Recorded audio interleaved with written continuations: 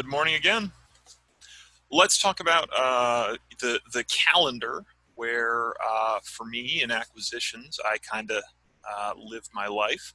That's a pretty critical aspect for me, and so I thought I'd make a quick video on how to do a time blocking. Now, time blocking is a bit of a catch-all term. I'll be honest. We use the concept of time blocking. It's kind of a verb, to describe all sorts of things. And so there are situations when I time block because I will be driving to Knoxville for a meeting with the leadership team, or there will be situations where I time block because a good friend of mine,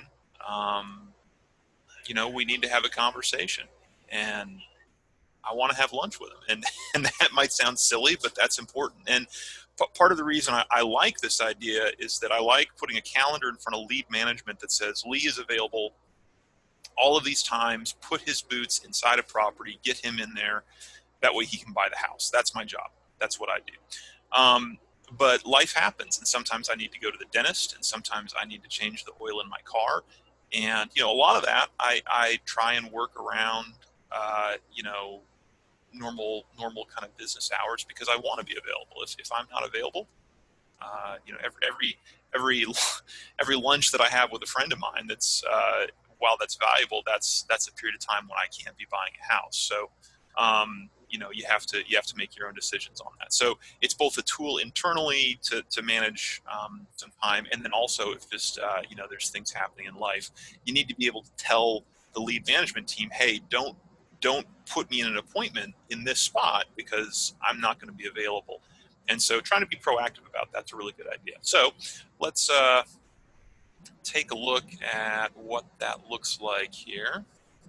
All right, so we're in the master workspace here. I'm going to just go to the Chattanooga calendar.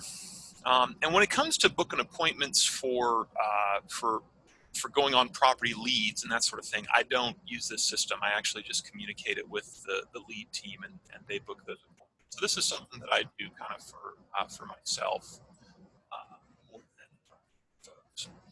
All right, so as we're getting populated, once you're in the calendar here, you're looking at everything that's going on, you can go over here to add appointment, and it's worth going through this because there's a few little things that may not be immediately obvious.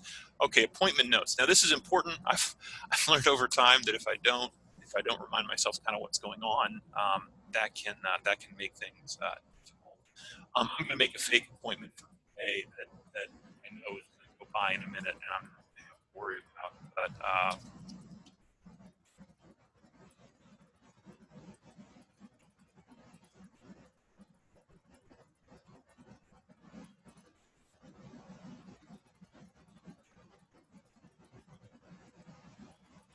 this is an actual thing that's going to be happening in about 2 weeks. I've actually got a very good friend who's coming in from town. He manages a portfolio of investment accounts out in Colorado, and they want to start buying properties, and they want to do it in the Southeast.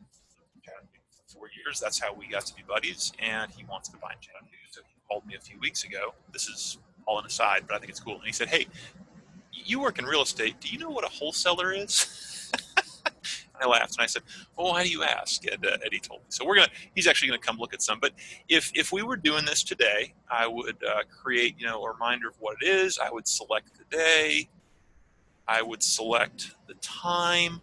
I don't worry about too much completion. I'll tell you why here in a minute. I'm gonna click out of that, so that kind of sticks. There we go. This is a weird caveat. You have to put an amount in the verbal offer to get this to stick. I'm not entirely sure. And then you select time blocking. Right, that's clicked. And then there's a bunch of other stuff down here. Now you honestly don't have to worry about all of that. So what are our pieces here? We need what's going on, so that's visible. We need the time. It's going to self-select to you, which is kind of handy. You need to put something in here. It could be any number. I put $1 because I want it. That's kind of my obvious. I know it's a catch-all.